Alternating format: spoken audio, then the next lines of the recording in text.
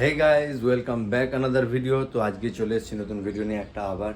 আজকে হচ্ছে শুক্রবার, আমাদের এখন বেজে গেছে 3টে, আর আজকের ডেট হচ্ছে তোমার 31 অক্টোবর, মানে কালকে নভেম্বর পড়বে। তো আজকে হচ্ছে 31 অক্টোবর, জগদ্ধাত্রী পুজো, আজকে নবমী।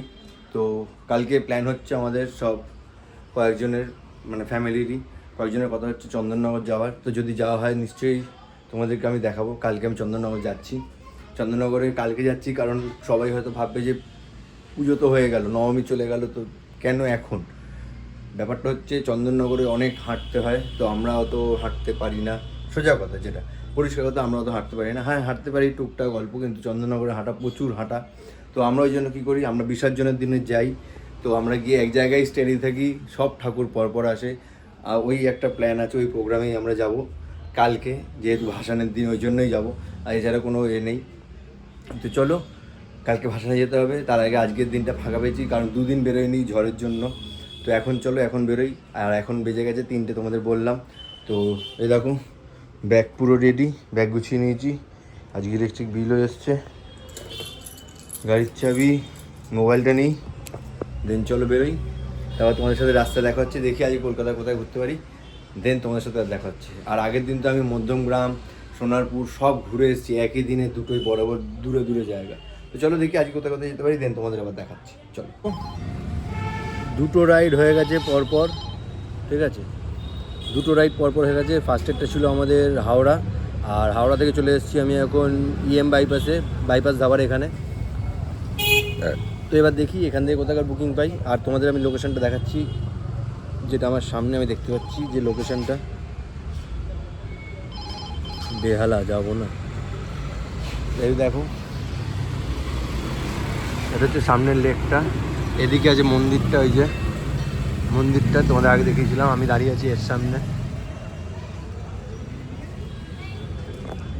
তো দেখি এবার এখান থেকে কোথাকার বুকিং পাই, দেন এখান থেকে আবার বেরোবো।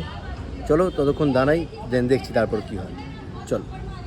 সো হে গাইজ, আবার চলে এসেছি অনেকক্ষণ পরে, ঠিক আছে, কারণ অনেকক্ষণ পরে, কারণ 3টে রাইড হয়ে গেছে বড় বড়।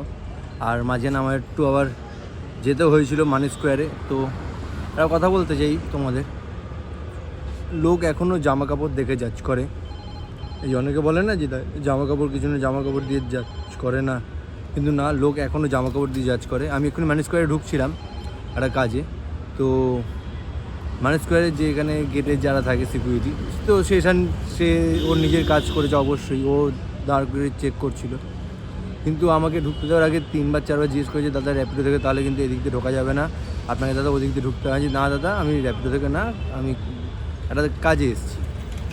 তখন আমাকে ভালো করে দেখছি, আমাকে আরও একবার জিজ্ঞেস করেছে। আমি বললাম না, নিজের কাজে এসেছি, আমি র্যাপিডোর কিছু না, কোনো ডেলিভারি না, কিছু না। তখন ওই জন্য আমি বলছি যে লোক এখনও জাজ করে মানুষের ড্রেস দেখে। যেহেতু আমি এরকম ড্রেসে আছি, এরকম পুরো ফিটফাট নেই, এরকম ড্রেস পরে আছি, তাই আমাকে জাজ করছে বা আমাকে দেখছে। আমি যদি একটা ভালো ড্রেস রাখতাম তাহলে তো আমাকে দাঁড় করাতেও না, একবার জাস্ট চেক করে ছেড়ে দিত।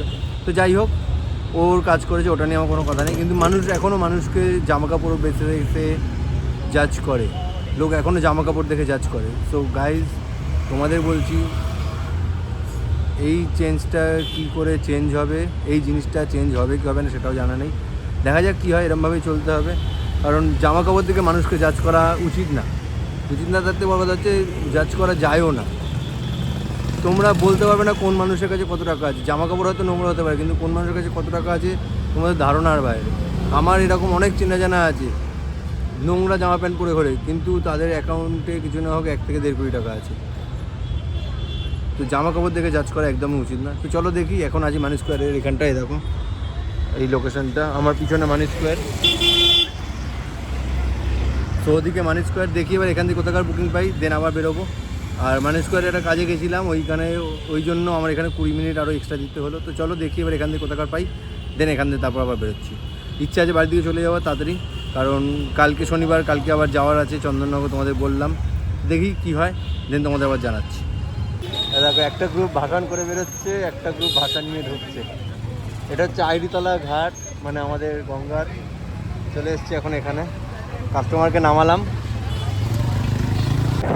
তো লাস্ট কাস্টমার আমার ছিল বাটার, তো কাস্টমারকে নামিয়ে দিয়েছি বাটায়।